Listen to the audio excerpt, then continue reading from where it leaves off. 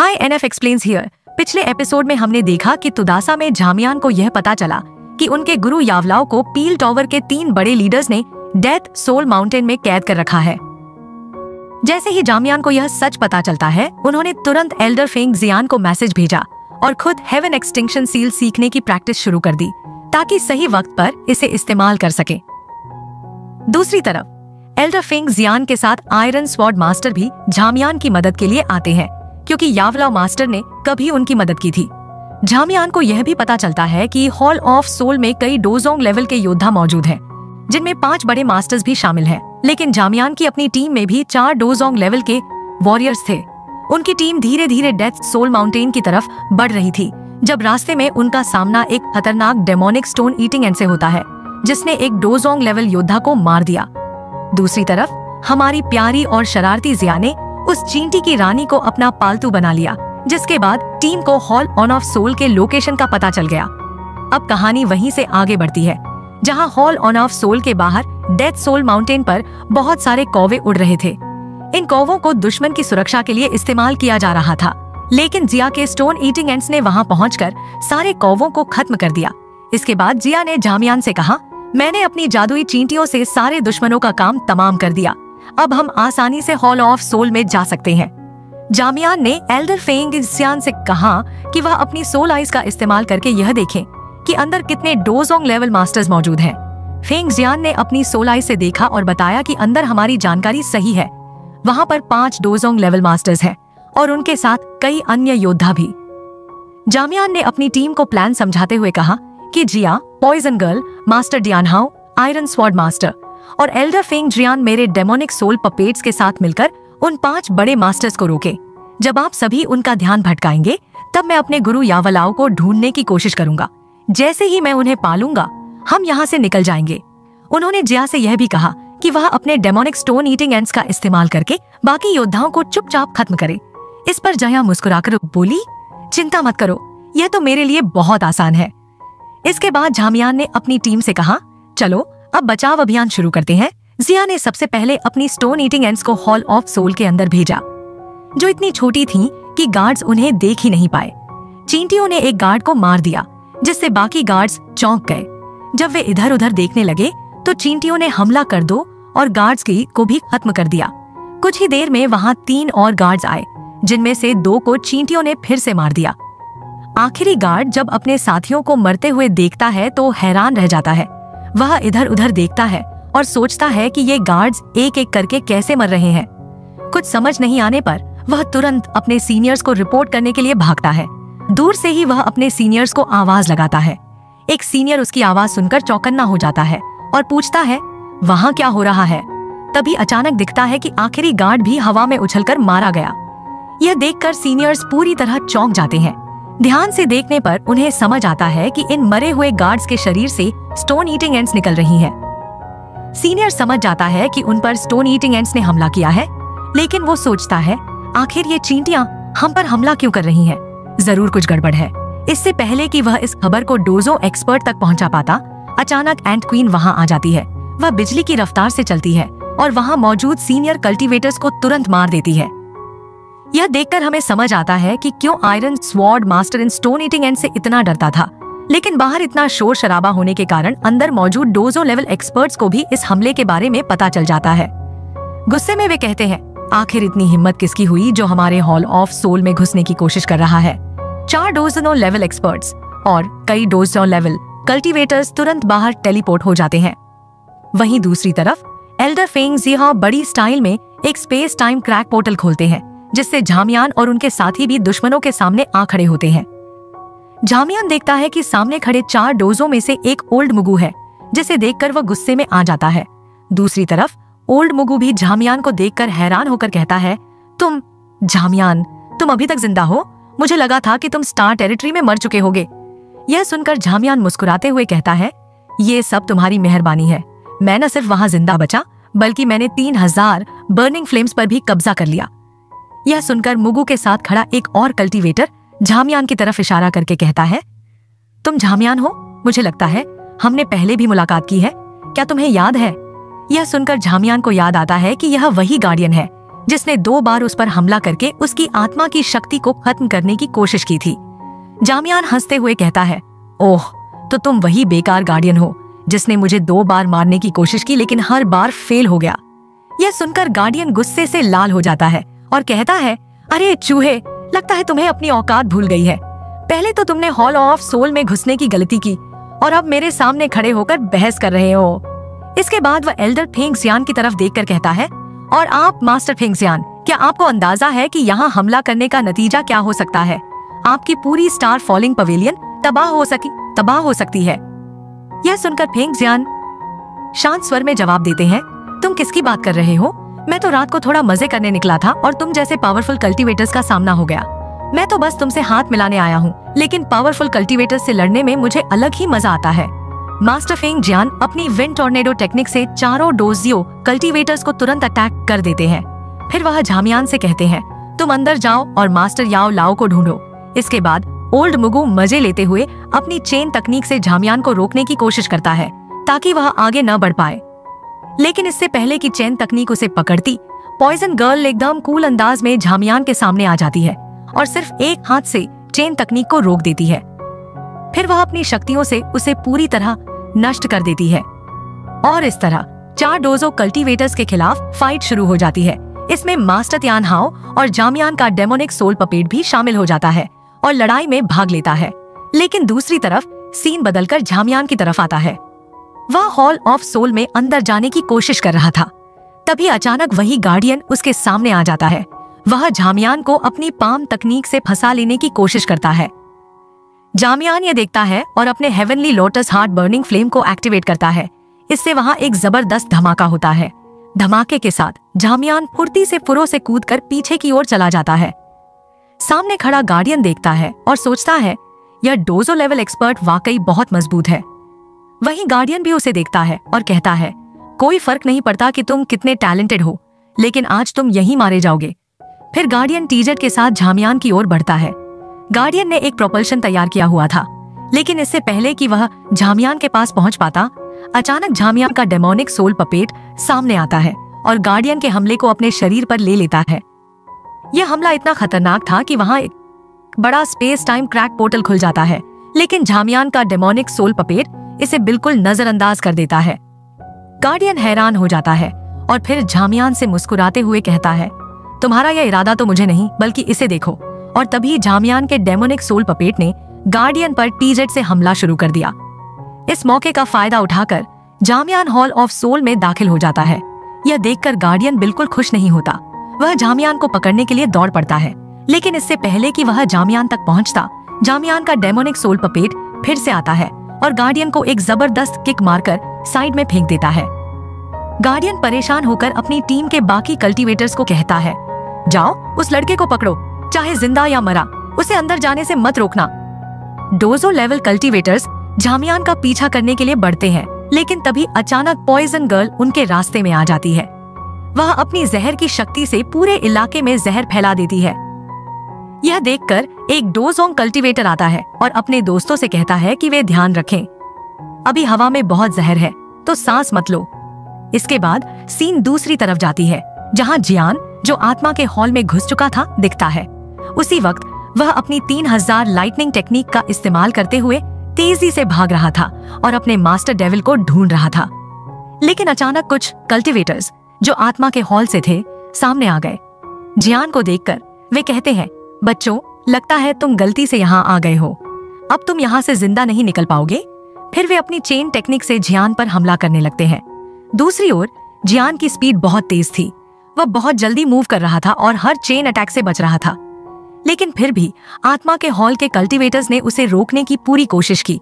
वे अचानक जियान पर फ्रंट से हमला करने लगे।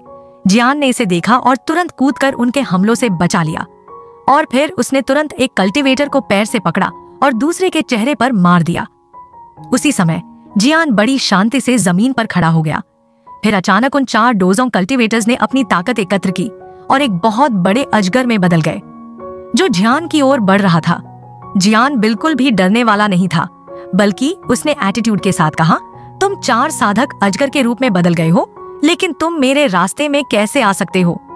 और फिर जियान ने अपनी 3000 बर्निंग फ्लेम को एक्टिवेट किया, जिसकी ताकत उस अजगर से बहुत ज्यादा थी। उस अजगर को 4 डोजों की ताकत से बनाया गया था, लेकिन जियान का हेवनली फ्लेम कहीं ज्यादा मजबूत था। जियान ने अपनी पंच तैयार की और तुरंत कूदकर उस अजगर से टकरा गया। जैसे ही ये दो टकराए, वहां बहुत सी आग की ऊर्जा निकलने लगी, लेकिन क्योंकि जियान का हेवनली फ्लेम बहुत शक्तिशाली था, उन 4 डोजों कल्टीवेटर्स को गंभीर चोटें आईं और वे तुरंत पीछे गिर गए। उनकी हालत बहुत खराब थी। उन्हें देखकर जियान कहता है, जब कीड़े जैसे तुम शेर का रास्ता रोकने की कोशिश करते हो तो यही तुम्हारा हाल होता है। और फिर जियान ने अपनी छोटी सी 3000 जलती हुई आंख से उन 4 डोजों कल्टीवेटर्स को जलाना शुरू कर दिया। साथ ही वह बड़े आराम से कहता है, तुमने खुद को बहुत अधिक आंका। अब इसका परिणाम यह है कि तुम्हारा शरीर और आत्मा राख में बदल जाएगा। जियान ने जो कहा वही हुआ। तभी एक मूर्ख साधक आगे बढ़ता है और जियान को मारने की कोशिश करता है, लेकिन जियान ने तुरंत उसे मुंह से पकड़ा और जमीन पर पटक दिया।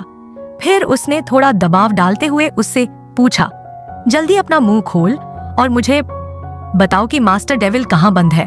उस साधक ने जियान के इस डरावने रूप को देखकर इतना डर महसूस किया कि वह तुरंत मास्टर डेविल का स्थान जियान को बता देता है, जो कि आत्मा के हॉल की गहराई में स्थित एक सोल लॉकिंग स्टेट था। जैसे ही जियान को यह जानकारी मिली, उसने तुरंत अपनी 3000 बर्निंग फ्लेम का इस्तेमाल करते हुए उस साधक को जला दिया। इसके बाद जियान पहले से ज्यादा गंभीर हो गया। उसने देखा कि कई डोजोंग स्तर के साधक तेजी से उसकी ओर बढ़ रहे थे, इसलिए उसने तुरंत अपनी भारी हुक्म निकाल ली और उसमें अपने heavenly lotus heart burning flame की शक्ति डाल दी। इसके अलावा अपनी थंडर स्पीड से वह तेजी से आगे बढ़ते हुए उनसे लड़ने लगा। दूसरी तरफ जियान के दोस्त भी पूरी ताकत से लड़ रहे थे। जैसे जियान अपनी क्लॉ तकनीक से लड़ा रहा था, मास्टर तियानहाओ भी अपनी शराब और आग की ताकत मिलाकर लड़ रहे थे। वहीं फेंक जियान अपनी विंड टॉर्नेडो तकनीक का इस्तेमाल कर रहे थे। लेकिन सबसे अलग लड़ाई का तरीका था जहरीली बंदूक और आयरन स्वॉर्ड मास्टर का। जहां जहरीली बंदूक पहले अपनी जहरीली शक्ति से आकाश में जहरीले बादल बना रहा था, यह देखकर आयरन स्वॉर्ड मास्टर उन बादलों से ऊपर उड़कर आ गए और फिर उन्होंने अपनी हजारों आध्यात्मिक तलवारों की तकनीक को एक्टिवेट किया। ये आध्यात्मिक तलवारें जहरीले बादलों से गुजरते हुए जहरीली तलवारों में बदल रही थीं और उनका इस्तेमाल करते हुए वह आत्मा के हॉल के कल्टीवेटर से शोर करते हुए लड़ रहे थे। ऐसा लग रहा था जैसे आकाश से तलवारों की बारिश हो रही हो। दूसरी ओर आत्मा के हॉल में जियान भी अपनी भारी हुक्म और heavenly lotus heart burning flame का इस्तेमाल कर रहा था। वह इनका इस्तेमाल करते हुए कई साधकों को बेरहमी से मार रहा था। जियान की लड़ाई की शैली बहुत खतरनाक थी। कई साधक डर के मारे भागने लगे, लेकिन जियान ने किसी को भी जिंदा नहीं छोड़ा। दरअसल अपनी भारी हुक्म से उसने आखिरी बचे हुए को खत्म कर दिया। इन लड़ाइयों के दौरान जियान थक चुका था, लेकिन लड़ते लड़ते वह उसी लॉकिंग हॉल तक पहुंच चुका था जहां उसके सामने मास्टर याओ लाओ खड़े थे। अचानक मास्टर याओ लाओ को सामने देखकर जियान की आंखें फैल गईं। वह विश्वास नहीं कर पा रहा था कि इतने सालों बाद मास्टर याओ लाओ उसके सामने खड़े हैं। यह देखकर जियान बहुत इमोशनल हो गया। उसकी आंखों में आंसू थे। उसने खुद को संभालते हुए किसी तरह मास्टर याओ लाओ की ओर बढ़ना शुरू किया। दूसरी ओर मास्टर याओ लाओ बहुत कमजोर हो गए थे, क्योंकि वह इतने समय से कारागार में बंद थे। यह सब देखकर जियान अपनी आंखों से आंसू पोंछते हुए अपने पुराने यादों में खो गया। जैसे ही वह इमोशनल हुआ, उसने तुरंत मास्टर याओ लाओ की ओर दौड़ते हुए उनके सामने पहुंचकर खड़ा हो गया। जियान को मास्टर याओ लाओ की आखिरी बातें याद आईं, जहां मास्टर याओ लाओ ने जियान से कहा था, मुझे गर्व है कि मैं तुम्हारा गुरु बन सका। अब तुम्हें अकेले अपना ध्यान रखना होगा। दूसरी ओर जियान उस समय अपने मास्टर याओ लाओ को बचा नहीं पाया था। यह दुख तब से जियान को परेशान कर रहा था, लेकिन अब ऐसा नहीं होगा। जियान अपने मास्टर याओ लाओ के पास वापस आ चुका था।